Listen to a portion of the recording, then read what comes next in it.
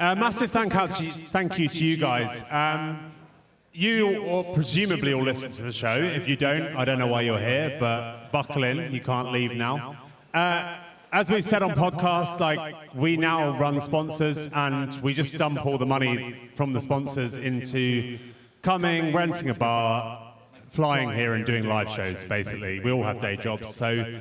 This is a massive hype for us. It sort of makes it real. I think we talked about it on the last podcast where it's really easy to run your mouth on a podcast and forget you're actually talking to a lot of live people.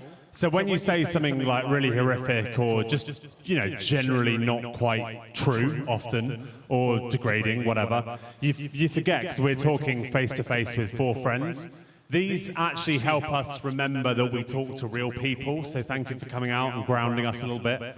I know a lot of you are racing. Some of you are racing and drinking as well. Kudos, a lot of fans.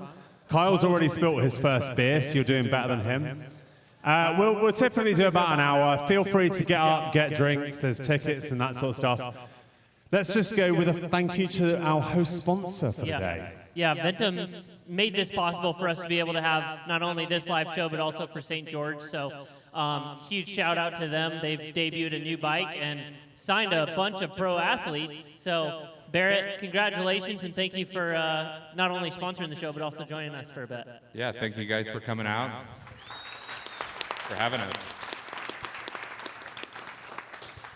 So we'll do a bit of Ventum chat, but also Barrett is Lauren Brandon's husband. They've got a baby on the way. He is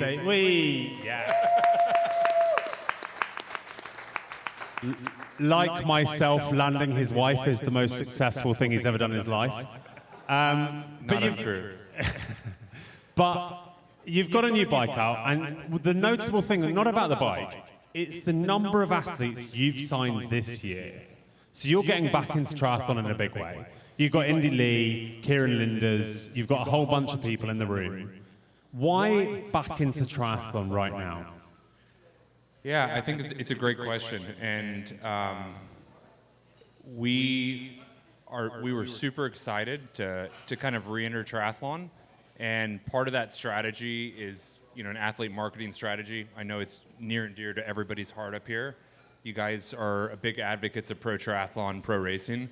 And as a brand, we see an immense value in signing pros and working with them to help market our products. And it's an integral part of what we do. And I think the fun part is on Saturday when we get to watch them race. We have Steph Clutterbuck, who's back there. We have Danielle Lewis. We have Chelsea Sodaro, Ben Canute, Kieran Linders, all here, plus other pros that we signed. So we're super, super excited. And it really feels like triathlon is on the rise. We were in Oceanside, and it was awesome to see the amount of young people, new people to the sport. And we're excited to be back amongst it and go from there. Pro racing, having just been to the Pro Press Conference, pro racing feels in a better place than it ever has. We came here 2 years ago. The Pro Press Conference genuinely had 10 people in the room. If you went, it had 250 people in the room. You couldn't get in unless, there was no standing room. Is the relevance of pro racing now higher than it has been before? Does that impact on the market? 100%. I think that what you're seeing is specifically I can speak to Ironman, their strategy to come in and promote the pro races, the Ironman Pro Series. It's created a springboard for both content, for brands to leverage, and for fans to engage with. I mean, everyone here today, you guys are here because you love triathlon, you love pro triathlon, and it's really cool to be able to, on the side of a brand, sign people and do stuff that really leverages that, and then we can all be here and celebrate together. It's really, really cool.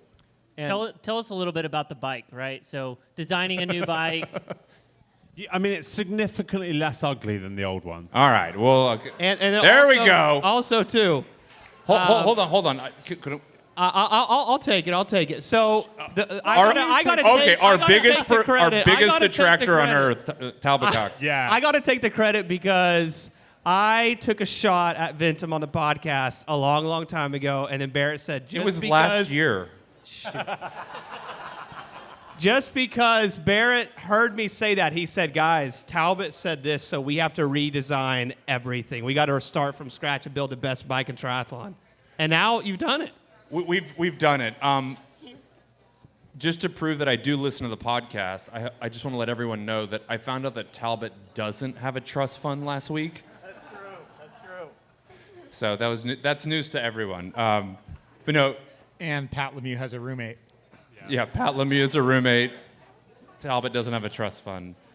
No, designing a bike's fun. I think it's been interesting to see. The industry, clearly our old bike, the Ventum 1, had an integrated hydration. As people have moved hydration and nutrition outboard with aero optimization between the bars behind the saddle, it's been fun to work and build a product that kind of allows athletes to do that. And so, new bikes are fun. I think everybody, they like a swim skin. You might like your run shoes, but let's be honest, like new bike day is probably the best. So.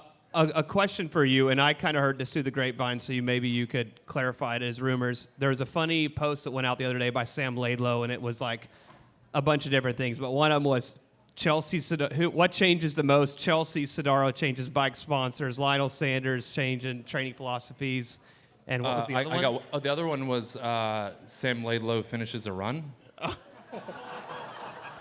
But a question was... Sorry. Chelsea... Hey, you know what? You're going to throw it out there. You got to be ready to receive it back. Good. Sorry, That's guys. true.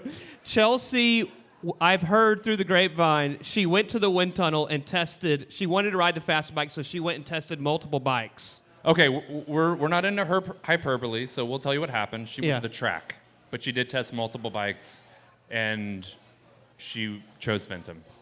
Because it tested the best for her. Yes. Yeah. And because she'd burned the Canyon Bridge already, so she couldn't try that one. Well, if they had provided her a bike that fit. Right, we'll move on. Who knows? Yeah, probably true. It's a beautiful bike. We appreciate you sponsoring the show, giving us what we want. I think the biggest thing, we're going to move on from the bike chat now. The thing I like the most, I think most age groupers can agree, I get a lot of pleasure as an amateur athlete out of tinkering with my own bike. I want a bike where I can add a cockpit. I can change this, I can change that. And if you have a bike that's very, very fixed on what they provide you and you can't play with it, it's a problem. Was that part of the consideration? Because your cockpit, you can literally bolt anything on. Yeah, I think the biggest thing for us was we wanted a bike that was adjustable, fit a wide range of athletes. Also, that you could... Cost-effective. Cost-effective, yes.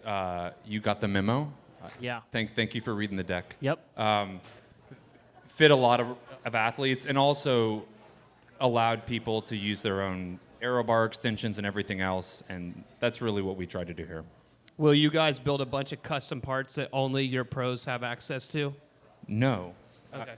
One of the things is we want to provide...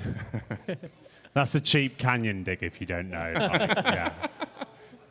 No, we're super excited to be here, and really thank you guys for having us. And you can either find myself or Travis. I don't know where Travis is. There's Travis back there if you guys need some drink tickets. Oh, Travis, can I have a beer, please, mate? Yeah. Travis, can I have an IPA? Yeah, thanks. Right, let's get on with the show. Thank you, guys. Cheers, Thanks, mate. Barrett. Give a round of applause for Barrett.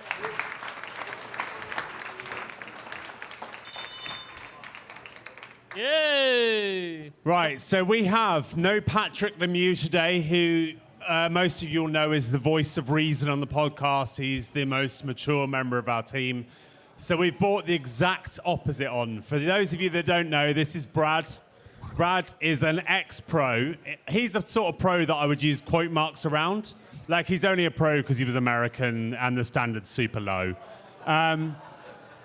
The vote was 3-1 if we have Brad on. My biggest objection for having Brad on is traditionally on our podcast, Brad feeds me beers and he sits in the audience. So without Brad, I'm relying on, apparently, Travis to feed me beers. But Brad is a die-hard fan of the pro sport. He is a member of the Precision Hydration athlete support team. He knows what he's talking about, ish. And yeah, Brad, thanks for joining us as a co-host. Thank you. It's quite a nice intro. That's as nice as I can manage. Yeah, I didn't slip any $20 bills in your pocket, but it sure sounded like it. Yeah, big shoes to fill for Pat, so here we are. You ready to get into the show? Let's The start meat it. of the show. Yeah. Okay, so let's start with the women's race. Obviously, we got a lot of huge contenders. Most of the top 5 that are going to be the top 5 at the World Championships. No? No. I would before we got to address the elephant in the room. I think that if anyone here wasn't at the pro panel, Chelsea Sodaro was there, but also said that she's been sick all week. So that's really, really unfortunate, especially for a former world champion to be at an event with such a stacked field. She said that she's unsure if she's going to race or not, but she's going to do everything she can to get better for the start line.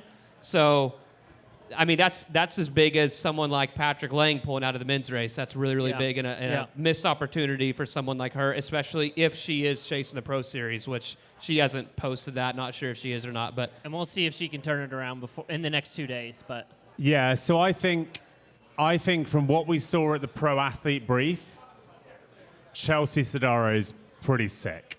yeah. She had a mask on, she had to leave the room coughing. I think she's pretty unwell. Yeah. Which does detract from the start list because we've got the start list up, and if you start lower down the list, you get pretty hot pretty quick. Hold on, just 1 second on Chelsea, though. There's a difference with Chelsea and everybody else. Yeah, sorry, is that Chelsea only has to finish the race, yeah, and she gets her Kona slot. There's nobody else on the start list that has to do that. correct. Doing an Ironman sick is completely, it's not going to be easy, but Right. is she here to qualify, or is she here to Validate. or is she here to win? Sure. And so there's a way I think she can still be on the start line, not be healthy, still finish and get the objective completed. Yeah. We talked about this a lot on the podcast, so let's kind of get into the dynamics of the race. We can start from the swim and then work our way forward throughout the race. For me, our swimmer is in the room. I think Steph Clutterbuck will lead out the swim. She's sat over in the corner there. Steph's one of these athletes that's kind of new. She was on the Zwift team as an age grouper. She comes from sort of pro rowing. Before that, she came from swimming. She's kind of an uber swimmer in a way. But there's Rachel Zelinska, there's Haley Chura, there's obviously Taylor Knibb, who's an uber swimmer. Yeah. Julia Lemo. Julia can swim. Lemo. Yeah. They'll make this lead group pretty hard. And I think they'll get out the swim. But the hard truth is, it used to be, and in the men it still is, if you make the front swim group, you make the front bike group. Yeah. But with Taylor in the race, there's the front bike group, but Taylor's already gone. Right. There's no way. By the time they get to the Hardy Toll Road, she'll be I think if any of those girls go with Taylor, they fuck their race. right. I just think she's so strong. If you go with Taylor early, you fucked your race. Yeah. And then the biggest hurdle for your wife's going to be the deficit out of the swim, right? So Yeah, I would say not only her, but also an athlete like Danielle Lewis, who we've talked about kind of on our pre-race show, but an athlete who will come down far back, but then also will be a major factor towards the end of the day. Yeah, so the swim groups are probably that front group with certainly those 5, a couple of others. Who's the girl that came second in Singapore? That's Lisa Purtier. Yeah, so Lisa Purtier could definitely also make that swim group. But then there's the second pack, which would normally have Chelsea Sodaro in it if she's healthy. Kat would like to be in there. There's a bunch of other girls. It's how they then deal with that gap. I think they'll get to the front of the race really quickly, but not the Taylor front of the race. So I think the second group will catch the front swim group really quickly, but Taylor will be long gone. It's what's the gap to Kat, right?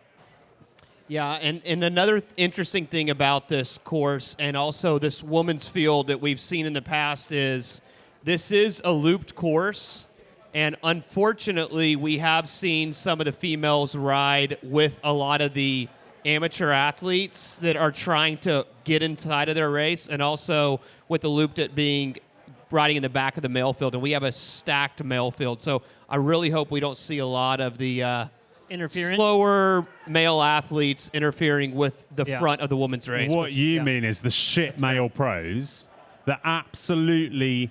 We got a bit of flack for this on social media, right? We did. Like, so Ironman pushed out some decent rules. It's that there has to be a 5-minute gap between the male pros and the female pros, and there has to be a 5-minute gap between the female pros and the age group men. And people are like, why? It's all part of the race. If you ask that question, it's the next question, it's a little bit like the transgender women debate. It's, why have a women's race? If you don't exclude male advantage from the women's race, don't have a women's race. And it's an even bigger impact here, because actually good age group males catching the pro women actually only benefits the bad swimmers. So it doesn't even impact the women equally. It impacts the bad swimmers to a benefit at a detriment of the good swimmers. So it changes the whole scope of the women's racing. Mm-hmm. So I hope it's not an issue here. I don't think it will be, but that's my take on it. Like, if you have a women's sport, exclude male advantage from women's sport, or just don't fucking bother with women's sport. Agree. Fair enough. Moving on to the bike. So what do you think is going to happen with the deficit for coming off the bike? Do you think that it's going to be a big bike group? Do you think it's just going to be Taylor coming in alone, 20 minutes off the lead? 20-minute lead off the bike for Taylor? Nib, you think? 18. Guys, if you're here for the show at all on that side and you're just a random sponsor tagging on, can you just shut the fuck up?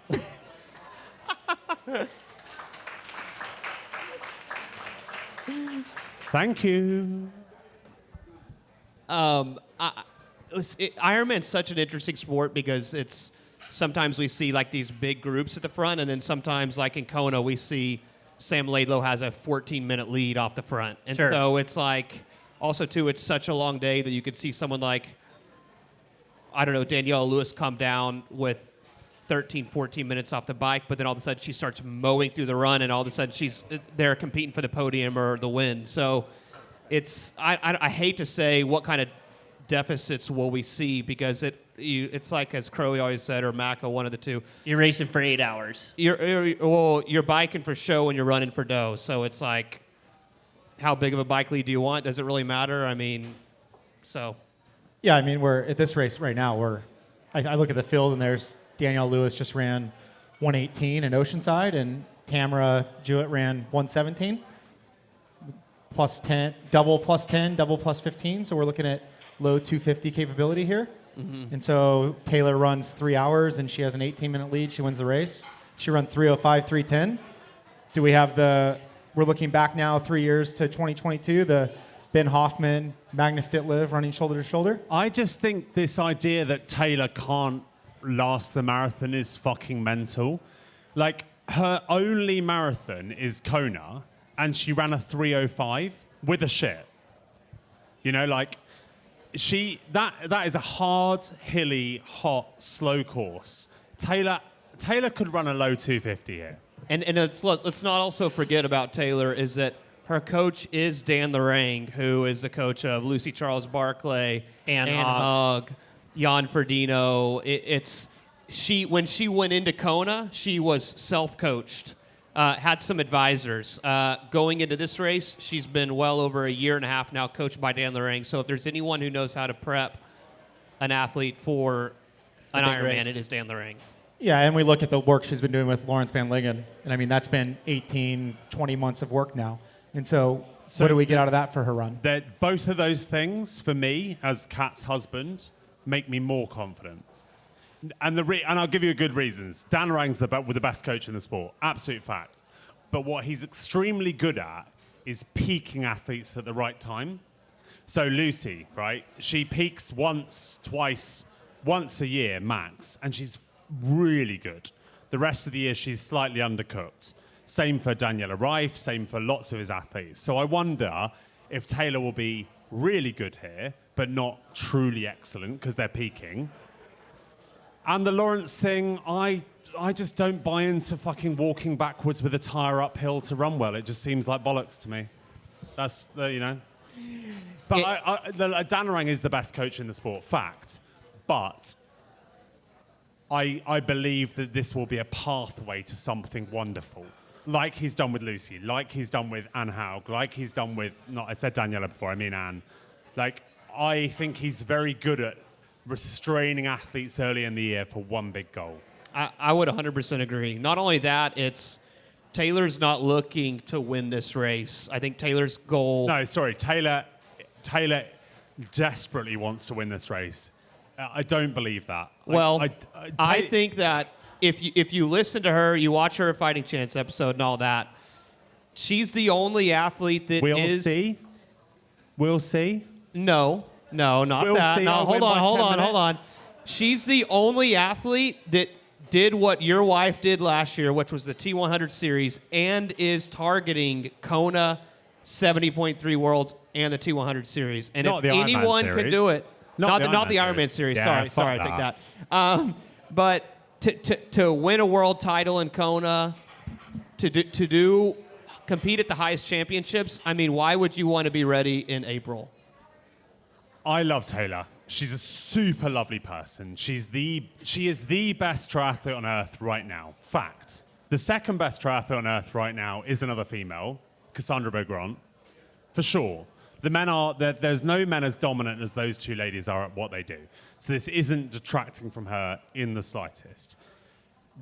It's a compliment. Taylor is fucking ruthless. Yeah. Signs the T100 contract, gives half of it away, or whatever it was they briefed to the T100 athletes, to skip Singapore to focus on this. And that's a lot of money, folks. Like, it's a lot more than I make in a year, that's for damn sure. And she just gives it away because she's that driven. It's very hard to beat someone that driven, that doesn't care about however many thousands of dollars that was. Do I believe she's here and would be happy with second? Not a chance. Yeah. You don't win as many races as she has if you think you're coming to Texas to get beat and you're going to be like, it's okay, I qualify for Kona. I'm not having it. And she has made this public, and I even asked her, I don't know if everyone knows the amount of dollars. Good thing Pat's not here, but he'd be like, no, don't say that. She missed out on $40,000 to go to skip Singapore. And yeah, all right, you've said it. You said it, yeah. Taylor basically. But she does have some personal reasons too. I think we'd say it's just for Singapore. No, there's no way she was ever racing Singapore. She's had a hard time. I'm not degrading that. But she just literally said, yeah, have $40,000 back. I don't want to race Singapore. I want to win Texas. That's not someone that's coming here to jog round. I'm not having it. On to the run. If you're new here, Mark and I agree on everything together, just so you guys know. The runners in this field, ones to watch, Danielle Lewis, Kat Matthews, Taylor Knibb, Chelsea Sodaro. I'm still going to put her on there because she's one of the best runners in the field. Chelsea Sodaro is an unbelievably good runner. Yeah. If she's healthy, I'll be honest, Kat would hate to get off the bike with her. Yeah. She's feisty, she fights, she likes her surgery race, she wants to race. You have to break her in the last 5K. She's a brilliant runner. I just think she's sick. Lisa Purder and Sarah Spence. Those would be probably the 5 people that I would consider the quote-unquote runners in the field. Coming off the bike, you have 5 Kona slots on the line, so you never know what could happen here. So big Steph Clutterbuck in the corner has one already. Who else already has slots? There's 7 women, I believe, that have slots already or just need to finish to get a validation. So it could roll past top 10. So we're realistically saying there's women going to be running for 11th, 12th place for a Kona slot. Correct. It makes the sport better, right? Because it makes it interesting deeper down the field. The problem is the broadcast gets fucking bored by that point and we don't cover it. Yeah. So go on, you can tell us, what are the gaps off the bike? What's happening? I would say that Taylor Knibb could have upwards of 10 minutes maybe on Kat. What do you think? 15 minutes on everyone else? I said 18 for Taylor. I mean, 18 is realistic. This is a course for her, I feel like. I mean, she went to the Olympics in time trial. 70.3 world. She was what? Close to 7 minutes? 6 minutes, yeah, plus. Yeah. To be very clear, this isn't taking away from Kat. Kat is a phenomenal rider, but I think Taylor's just 1 step above, 2 steps above right now Yeah. across the whole field. I mean, Kat would have to run low 240s in order to match Taylor's 250-ish, maybe, run off the bike. As Mark said, I was a pro, but I would be scared of Taylor. Yeah. You could not outrun Taylor, let alone outride her. Smile. That's good. Yeah, I think realistically, Taylor's going to have a gap off the bike. I'll be honest, I think Taylor will have less of a gap off the bike here than she had in 70.3 Worlds. Oh, you think people are going to go for it? People are going to try and risk it. I don't know anything about anyone else. I just know Kat's riding really well. Okay. I don't back Kat as well. If you're new to this, like, I pick Taylor for the win every time she starts. And I'm picking her for the win here because she has not lost a non-drafting triathlon since Kona, which was her first Ironman. Like, Taylor is the outright favorite. I just don't think it's going to be that easy for her. How many people in here are racing this weekend? Can we see a show of hands? Whoa. Yeah. Thanks, guys. We've seen in this race before, Danielle Arif showed up here and completely gave up on the race as Jocelyn McCauley ran away with it. And from mile 23 to mile 26, because Jocelyn McCauley overbiked a lot. I mean, she hardly made it to the finish line. Hardly.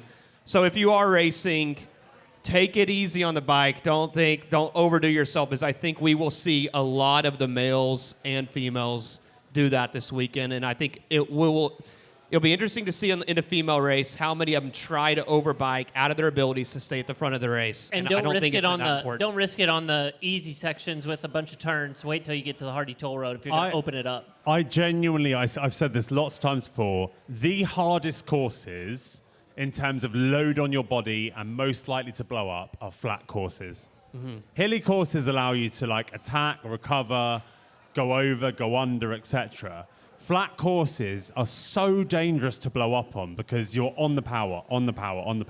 You have no relief from position. You have no relief from like the stress in your back, your hamstrings. Like, I think you see way more people blow up on flat courses than hilly courses. Brad, you've raced?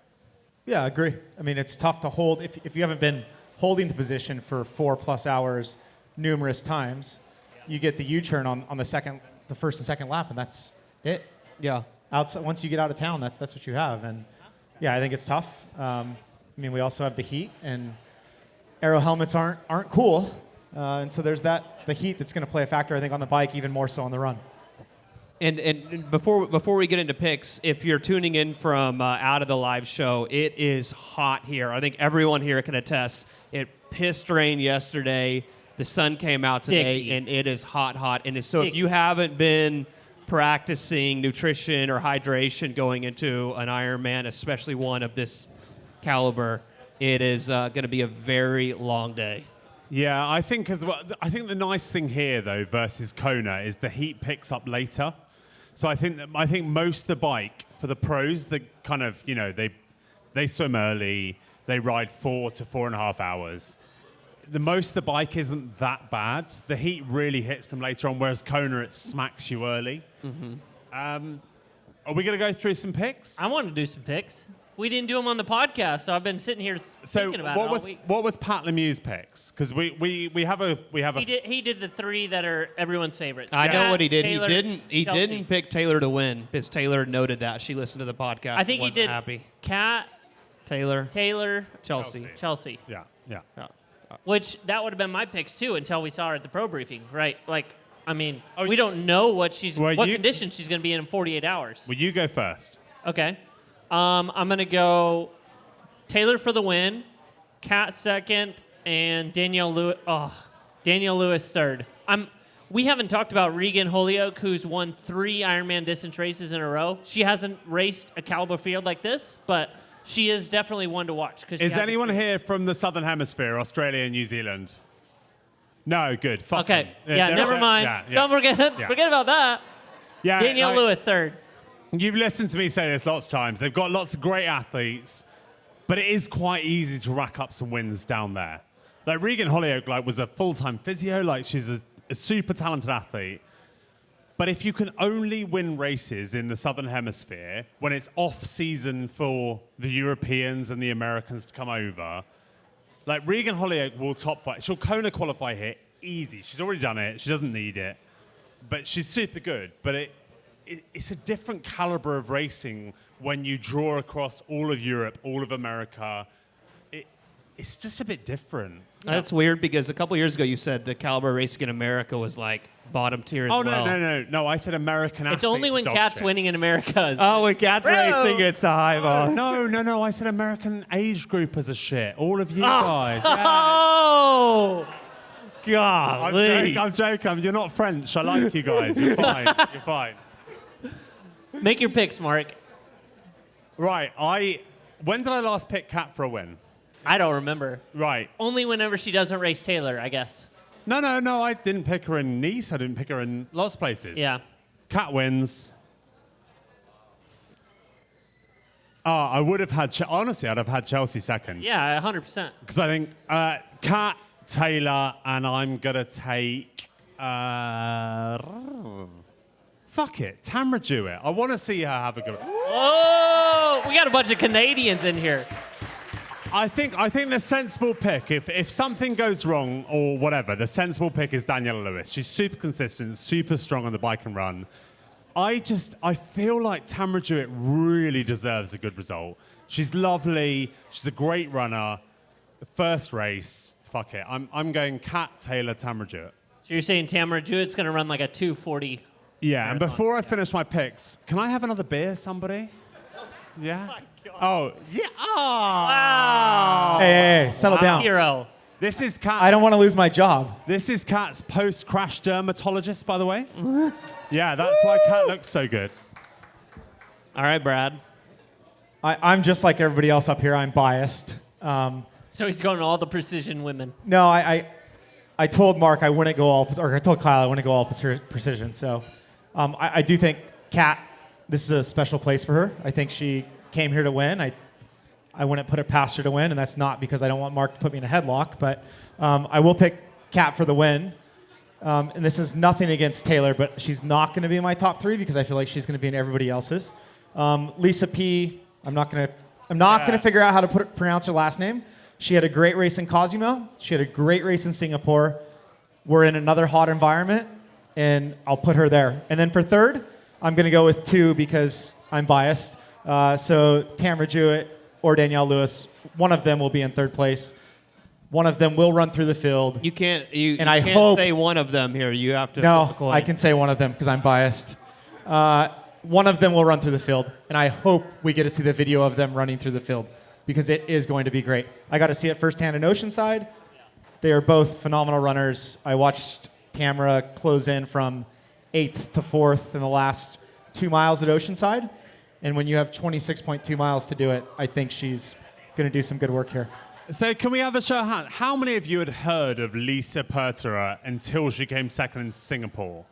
Like, very few, right? Yeah. Like, she's a short course athlete, but seems to be built for the non-draft stuff. Like, that was really impressive. Are we sleeping on her? Are we saying 100%, especially in the heat. I mean, she raced in Singapore. Like, it's a sticky environment, and she got second place against some of the best athletes in the world. Like, 100%, she can race to the level and probably pass it. She's going to be in that front swim group, 100%. She had the 5th fastest run time there, but yeah. Kate Waugh ran 1:10, and I think 2nd to 5th were all 1:13 with her, and that's interesting to me. It's hot. If it wasn't a hot race, I don't know if I would pick her, but I think she's got a good chance here. She could do it. Right. The Talbot? sort of, well, actually, we're going to get Talbot's pick? Yeah, no, but Kyle is the oracle, weirdly. Like, he called Patrick Langer about a year before the race. Every dog has his day, and, you know, like, every broken watch is right once a day. But, Talbot, you're pretty consistently right, unfortunately. Come on. Who's winning? Who's winning? I just still like that Dan the Ring. He might be hit or miss with some of his males, but his female athletes traditionally do very good. I still don't think we've seen Taylor's prep for an Ironman, and I think we'll see it this week. So I think Taylor's going to take it. I'm gonna go. Is Kat in here? Fuck no. She's. This is my equivalent of playing Xbox. You know. She's not that's true. interested That's in true. this, you know. Then I'll go. Just so we're not all the same, I'll go Danielle Lewis second, and I'll put Kat third. You're fucking dead to me. Right, Andrew, I want that $100 that you promised me for that. Yeah. Right. So before we move on to the men, a show of hands in the room. Put your hand up when I say the name of the person you think is going to win. We're only going for wins. So you only get to put your hand up when they win. Taylor Knibb. Half? Oh, half. Half? Yeah. Fucking eyesight. Okay, kilometers. Pat Matthews. Yeah. Whoa. That's Wow. What, so. For the record, if the previous Okay, was that's half, more what than was half. that? That's Yeah, more okay. than half. it was 20% first one, 60% now. So Yeah, let's so see. According to Carl, we had half on the first one, more than half on the second one. Chelsea Sodaro. Yeah, there's one there. all right. Sorry, there's the Ventum sponsor over there. Danielle Lewis. Yeah, her husband and the other Ventum. All right, okay, fuck it. Anyone else? Anyone else? Oh my God. No hands. So when people moan about us talking about it being a two-horse race, It's so important for media outlets to be on the ground at the events, don't you guys think? Yeah, 100%. 'Cause you learn a lot. oh my God. All right, let's move on to the men's race. Jack Kelly's not here, so Talbot's fucking popping shots to get Well, us all in We trouble. left a seat for him. We invited him to come on the show.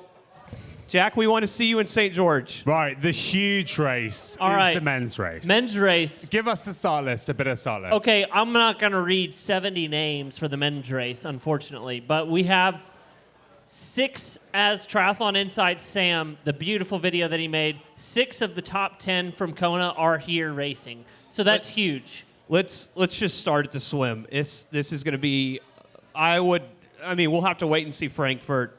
I would say the most competitive Ironman Pro Series event of the year. This will be an outside of the World Championship.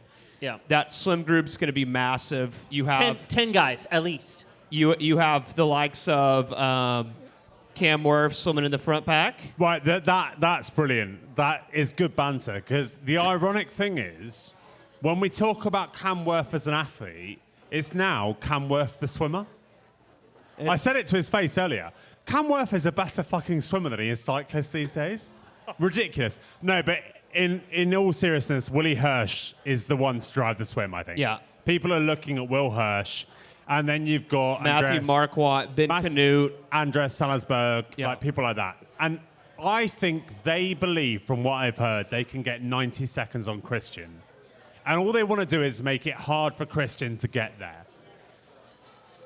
Who are the good male swimmers? Really good male swimmers? Oh, now we're talking. Andrew Horsfall Turner. Andrew, yeah. So Andrew Horsfall Turner is a Welsh guy, super good swimmer. He's coming off the back of South Africa. I understand he's a little bit run rough. I think he's gonna fucking send the swim. And then you've got Willie Hirsch and people like that.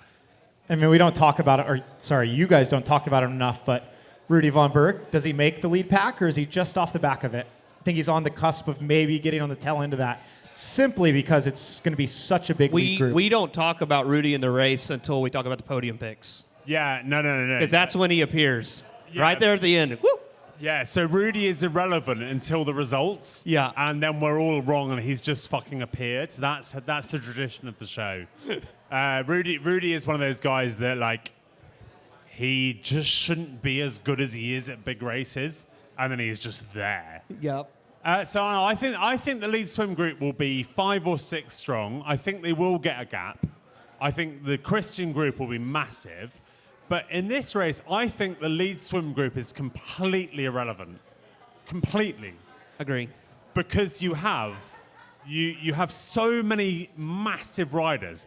So if Christian wants to close 90 seconds, he'll just do it. And we can't go a podcast without mentioning Lionel Sanders. Lionel Sanders, this is crazy though. No. You mean the guy that bitched out of this race and was doing track workouts at the weekend? Oh, Hold on a second. I do got to say a crazy stat. The first 20 minutes of the race, Lionel was pushing 385, and Christian put 45 seconds into him during that time. So that shows you how well Christian is riding. 385 or 20 minutes in, you're getting dropped is insane. And Lionel's 70 kilos, pretty aero nowadays. Like, that is mental. Yeah, so Christian, as Mark said, doesn't matter where he comes out. He'll see the front. And also, not only that, too, he has the likes of Robert Callan, Cam Wharf, all those guys that, I mean, if you're Christian, do you even need a pedal to the front? Just hang out. I honestly, like, Cam Wurf's one of my favorite people in the sport. I don't throw his name in the hat for closing gaps. I think he's now a bit old and a bit shrewd. Like, the people that will close the gaps will be like Robert Callan. It will be Christian Hogenhaug. Leon. Who else? People are shouting names. Who are the Uber bikers? No. Sorry. Trevor Foley is not closing a gap. He's an Uber biker. Yeah, but he's not closing out for Christian. No. He comes in hour 4 because he swam a fucking 109. No. He'll swim 6 to 7 minutes down from the group. Oh. Who's closing the gap? There's a guy named, what's his name, Leon? Leon Chevalier. Oh, no, right. So a precision hydration athlete. That's the thing, is Leon, Matt Burton, and Trevor Foley are going to come out of the water together, and they're going to ride up to the group. Right, Matt Burton is a great name. Yeah, like, 100%. He is one of these. He won Ironman Cairns. Like, he's a name that we need to talk about. He has the most beautiful position and setup in the sport, in my opinion. And I'm a Canyon guy. He's on a Cervelo. He's got the ride sync bars. He's got them. If you want to look like an athlete in the sport and you're an age group and you're like, oh, I just want to look like them. Obviously, I always try and look like Sam Laidlow. You guys see me on a bike. I just copy Sam Laidlow. Copy Matt Burton. He's silky. But I think this could be the biggest group we've ever seen in Texas. I would agree, and not only that, we mentioned it earlier. It's this course is an interesting course, especially for the pros, is because you get to see each other a lot. I don't know the math on it, 4 times, 8 times, versus in Kona, you only see someone essentially once at the turnaround. But you're going to have a lot of guys. That train at the front is going to be very, very big, very strong, especially when Robert Callan or Christian, whoever pulls the big group up to the front. But I see people like Trevor will struggle on getting to the front, and if they attempt to get to the front, you're going to be walking on the run. I think Christian Blumenfeld's biggest danger is if there is a group off the front and Matthew Marquardt goes to work. Did you guys know he's training to be a doctor? I only just saw this on social media. Apparently the guy is going to be a doctor. I don't know. It might be a rumor. But anyway, that guy, he swims super well. He rides really fucking well, and he's aggressive. So the only danger Christian has is if a good runner makes that group and Matthew Marquardt drills it. And he will drill it. Like, he drills the bike, right? Yeah. Yeah.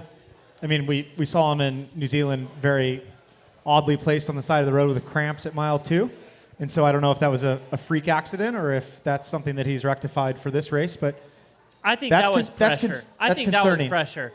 The amount of things that happened in New Zealand that I personally witnessed, I think it was just pressure got to. I'm not a sports scientist, but there's one thing that does not cause cramps is stress.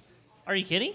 Yeah, but if you bottle it, the best excuse is cramp. I've done it. Oh my God, the amount of times I've been run down for 20 minutes on the bike. Well, that's because Mark cramp. Uber bikes. It was very weird how that happened when Cat switched sponsors to Raw, but Yeah, I mean, the main reason you have cramp is, of course, you just went too hard for a period of time. Everyone's like, oh, my electrolytes. Oh, I got cramp because I didn't take enough sodium. No, you just went too fucking hard on the bike, you twat. And you weren't prepared for it. So everyone out here that's preparing their cramp excuse, we're no in one America. believes you. No one believes you. It's twat here. It's twat in the UK. Oh, is it twat here? Yeah. Oh, no, it's twat. Oh, my God. Twat, bro. Back to the race. So we talked about the swim. We've talked about the bike. But real quick on the bike, there's a bunch of hiders in there. And I hate to say hiders. I get a lot of critique wheel for this. servers. Let's call them wheel servers. Surfer. Antonio Benito Lopez, who could steal this entire show from everyone. If he makes that front bike pack, we've seen him run in the heat. Phenomenal athlete. He struggled in Kona on the bike. The pace was a bit too hot. This one won't be as strong as Kona. he could easily steal the show from everyone. There's a lot of athletes hiding in there. Gustav Eden as well, who also Really good at wheel surfing. he took a few pulls in Oceanside. This is the problem, right? The Norwegians are the best wheel surfers in the sport, but they give it large. They're like super fun, super friendly, and they are the nicest fucking guys in the world, and they are actually brilliant for the sport, and I hate bagging on them because I really like both of them. They are great wheel surfers. Yeah. They are pack rats. Like, they are really good at it. I don't see anyone. This is a bullshit conversation. If Christian is Christian's ability that he showed in Oceanside, he should win this by... We all three of us were on that corner in Oceanside before he got the flat, and he was off the front of these guys, dropping them. Yeah. So He just wins this by miles. So they come in on the bike. How big's Trevor Foley's deficit? Does he have a deficit, Kyle? Hopefully it's about 4 to 5 minutes. Right, no, but you say hopefully, because Trevor Foley could actually ride up to the front. But you don't want You go back to 70.3 St. George. He had the fastest bike split against Sam Long and Lionel Sanders. You go back to Kona last year. Let's stop the bike at 110 miles before his crash. He has the second fastest bike split in Kona, and who knows what he runs. But he's done this race multiple times. He got fifth here with a broken aero bars. I mean, he's someone that has race year well, and also race year bad. So hopefully he learns his lesson from when he went from 5th place down to 16th place a few years ago, and learns his lesson from whenever his aero bars broke and he got 5th place against some of the best racers in the field. So, as we mentioned in the female race, the smart athletes that don't overbike, this is going to play well for them. In the men's race, that pack's so big at the front, you do got to play the drafting game a little bit, the wheel surfing. yeah. Some of those will play it well. Some of them will suffer. You're going to have athletes like Leon and Trevor who will probably be riding solo all day and have the best performance of the day, but they didn't wheel surf to the front. So it will be interesting, but I would say the gap, there's going to be a couple big packs, then there's going to be the blow-ups, but you hit the run, Christian's going to be at the front of the race. Any other movers? Honestly, I find the men's race almost boring because if you look at what Christian did in Oceanside, it's like his run was like, oh yeah, he had a puncture, so he ran really fast. But he got to the front of the race. It took a minute in 10K. What the fuck? It's insane. It's insane. Yeah. I think Christian wins by a massive margin, but I think you'll see him be a huge pack rat. What's massive? 5 minutes? I think Christian will be the first male in history to run sub 2:30, and he'll do it in Texas, where only like 4 men in history, you were saying? Four men in history have run a sub 240 marathon here, but 2 of those are ones that haven't served doping bans. Yeah, no, they're dopers. So the only clean athletes in history. Patrick Lang and Matt Hansen, who's won this race 3 times and is also racing this weekend. Thank you. We hadn't talked about Matt. I was going to save it for my picks, but What, you're going to pick Matt Hansen? no, he was going to be one of my mentions of why haven't we spoke about him the whole time, because he's a 3-time champion. I think you guys talked about on the last podcast that the sport's moved on a little bit since then, but I think Matt's swimming the best he's ever swam in his career, and I think this course suits his riding ability, and you never know. I put Matt in 5th.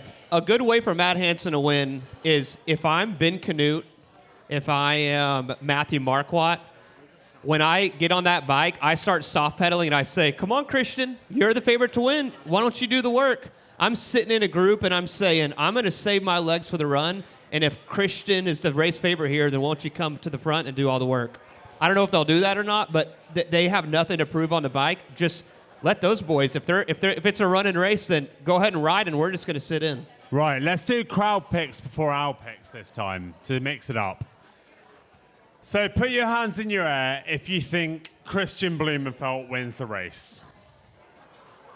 More than half. Is that more than half? That's 70%. Trevor Foley. No one raised their hand. That's okay. Oh. Gustav Eden. Whoa. Yeah, we there's got some hardcore 5 hands. fans. 5 hands. Rudy von Berg. There's a few. 4 Matthew hands. Marquardt. The doctor, one hand. You're absolutely mental. Oh, yeah, no, that's a doctor. I know that's a doctor over there. That's fine. He's talked about medicine enough. He's got them conned. It's fine. Anyone else? We are in America, so Ben Canute.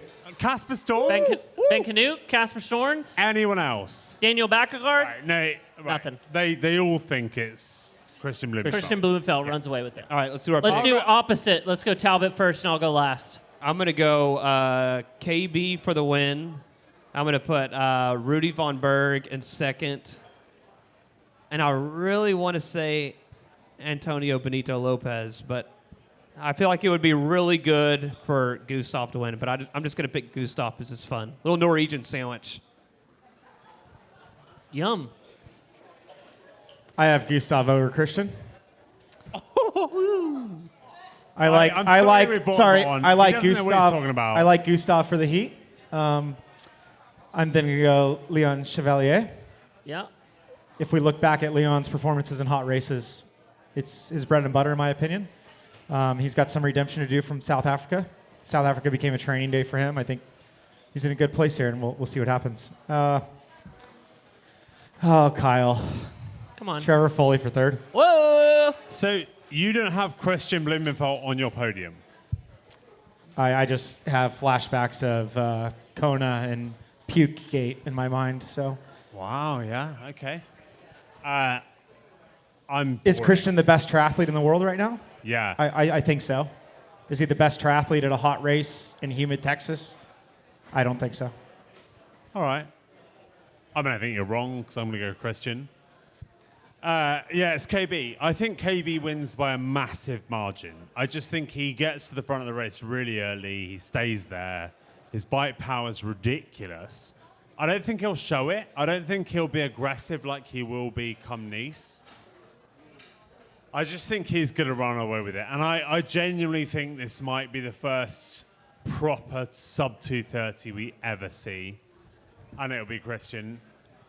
Do you not think the concrete on the run course plays into the ability for it to be a not fast run course? Oh, it's not a fast run course. Well, and there's grass sections where you're like kind of going up like pretty steep grass. Like, it's not a fast course. No, sorry, no, it's not a fast run course. I just think he's that good.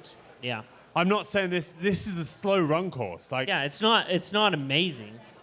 Frankfurt's probably a faster run course than this. yeah, but Frankfurt's not fast either, like with the bridges and shit like that. Like, if you want to run the fastest run ever, you go Roth or you go whatever.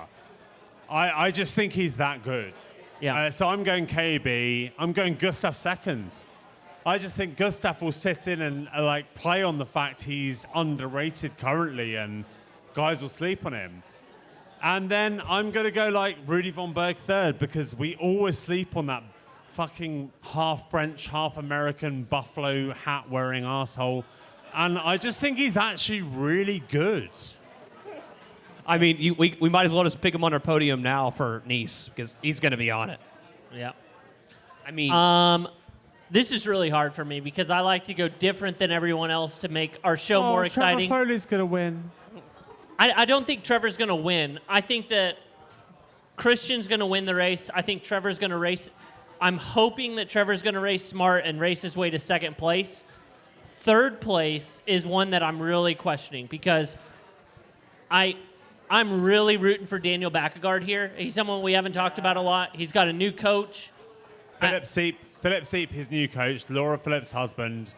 Philip's flown out here to support him specifically. Daniel was winning and podium multiple races for years in a row and then kind of went through a little bit of a slump. I think he might be back. I really hope Daniel Backergaard's back. Like, he's an ex-pro swimmer. He'll swim front group. He is super talented. Do you remember the St. George race when he was like attacking Lionel and Sam and he was super good? And I think that Ben Canute's going to be in the top 5. You've lost me now. Okay, I'm just saying. He's Ben's someone that here. Oh shit. Good decision. we never the thing also is when a change in coach. When we don't talk about him is when he always races well. I'm not saying that there's a PTN curse or anything, but anytime we don't talk about him, he does well, and when we talk about him, he does horrible. That St. George World Champs where we all wrote Ben Canute off and he went head-to-head with Christian on the run. Yeah. The guy is talented, right? Yeah. Yeah, fair. He looked really good in Oceanside. He looked good. He looked strong. He ran well there. Yeah. It's a good He indicator. was top 5 in Oceanside. I mean, And what was practically his the same Roth field. run? A 2:38, 2:36. He can run fast. So we'll see how Neil And Henderson's a been new able to do for him. coach since Yeah. then. He's also moved up to altitude. Like, I mean, it's no secret that altitude you race Don't better. justify your picks. Just pick. What are I your know. picks? You're going Ben Knuth third? No, I'm gonna stick with Daniel Backegard third.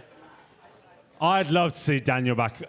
Like his YouTube's super good. I don't know if you guys watch it. Like it's excellent. Mitch does a great job. Yeah, he's a great guy. All right. There's our picks. Should we do some hot takes? You want some hot takes? Well, I think customer do hot takes. And if you ask a hot take, you get a free hat. You get a free hat for every hot take you ask. So, Where are you going, Mark? you Oh, need a beer that bad. let's. I've had too many beers. I'm going for a pass.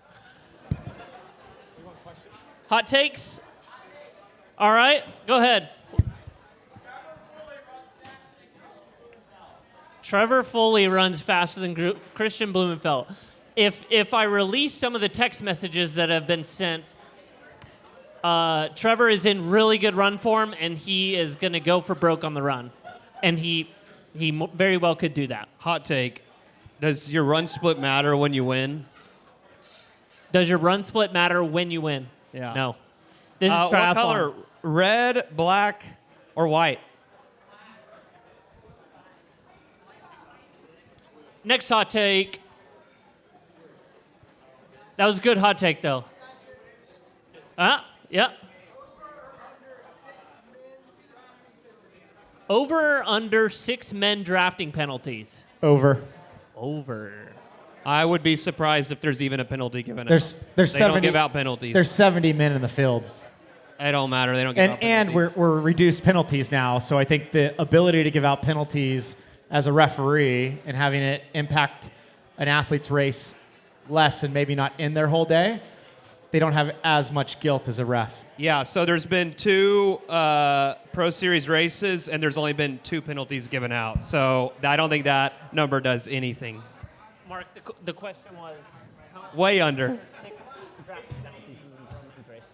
No, there's more. I think there'll be. I think there's more than 0, less than 6. Yeah, I'm going the same. I just don't think they want to dish them out. Like, I know this 3-minute thing is supposed to help them dish It's penalties 2 out. minutes. Which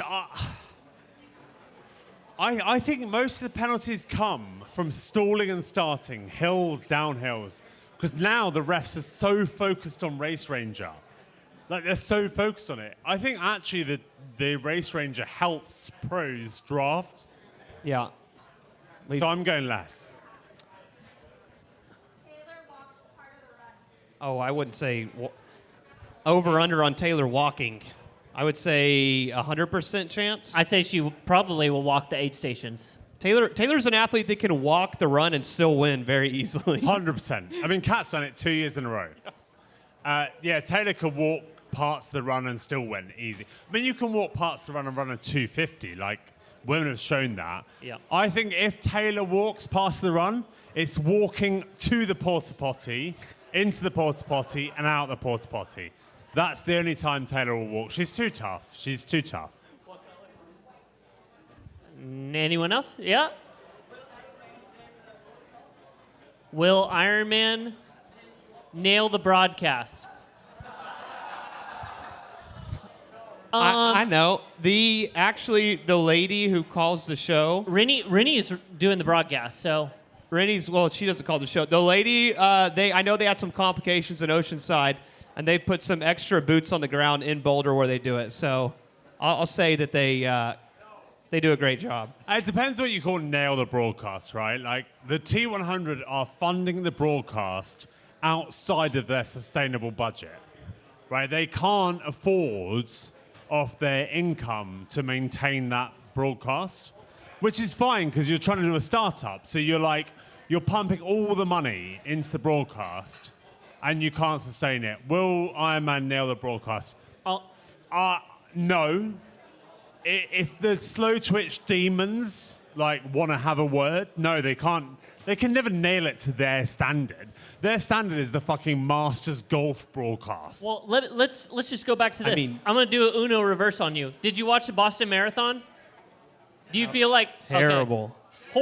Horrible. One of the best major marathons in the That was world, and they terrible. horrendously messed up the broadcast. Ironman has done... Are they perfect? No, but they've done a good enough job for a long enough time. We are sold out Ironman bitches now, though. Yeah. Like we are. We Let's don't just hope even they do it hide on our YouTube. Actually, at a show of hands, Yes. how many people in here wish that they would get away from outside TV? Raise your hand. Everyone, not even more than half. Everyone, I'm glad the outside TV CEO's here. Yeah, we'll call that about half. Shall we? more than half. More than half. It's Navy. Any more questions? All right.